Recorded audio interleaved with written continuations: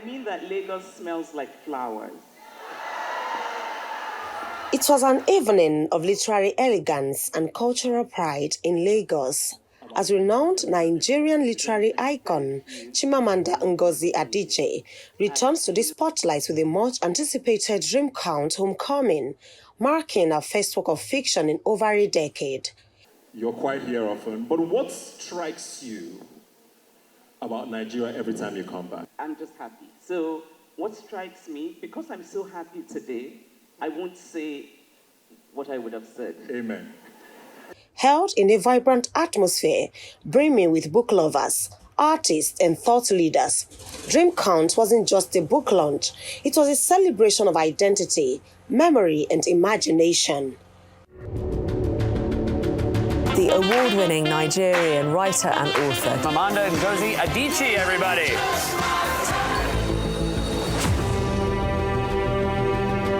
Literary sensation and feminist icon Chimamanda Ngozi Adichie.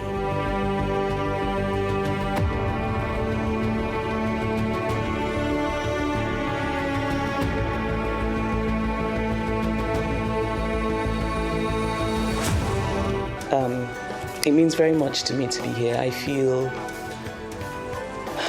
deeply appreciated. Adichie took guests on an intimate journey through the themes behind her new work, speaking passionately about what it means to dream, to remember, and to belong. Literature is really, in the end, about reflecting us to ourselves. So this is a novel that is about love. So if we must talk about themes, it's about love. It's about what do we dream about, who's allowed to dream, who is more likely to think that their dreams don't matter. It's also about being a citizen in a globalized world. So there's a character who's a Nigerian, but she's traveling to different parts of the world. And so it addresses the challenges of having a Nigerian passport, which is something that I think most Nigerians who have passports can identify with. It's also about immigration, about what it means to leave your homeland to try and make a home in a different place. And it's about the banking sector in Nigeria and all of its interesting contours. And really, for me, in the end, it's about love. I think that love is a universal theme that most of literature in the end addresses, love and meaning. How do we find meaning in our lives? From her name, Chimamanda means my God will not fail. And she really, truly lives her name through her works. She's a wonder, a blessing, a gift we're privileged to have, not just in Nigeria, but in Africa. And it's an honor to be here to celebrate this, with her homecoming in Lagos. It is important for us to continue to read. When we read, especially literature, it reminds us of who we are, who we truly are, the authenticity of our being as Africans. And of course, you gain a lot of wisdom to help you navigate life.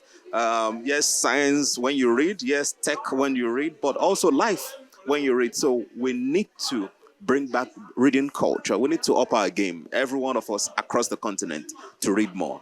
From soulful poetry to stirring musical performances and dramatic readings from the book, every moment of the evening echoed the spirit of storytelling. She's someone I've always found inspirational. She's someone I have encouraged my children to look up to. She's someone who I also look up to as well. So, like I said, words fail me in how to describe the kind of person she is. She's a wonderful person, and all of us in Nigeria should celebrate her,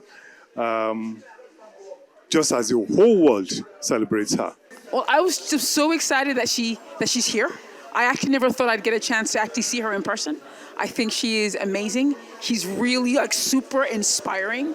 And I am so glad I was actually able to get the book. I didn't realize, and shame on me for not realizing it would be available in Nigeria. So I'm so grateful. I think we struggle a lot because books are really expensive for the average Nigerian. And a lot of the books are foreign books. They're about topics that really don't relate to us, or they're really kind of cruel, where they glorify child abuse or the maltreatment of women.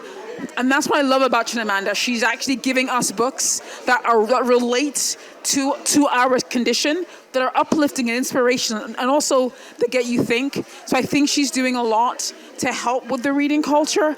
Dream Count is more than a book. It's a homecoming, a cultural milestone, and a powerful reminder of the richness of African voices in global literature. Omotayo Araoye, Arise News.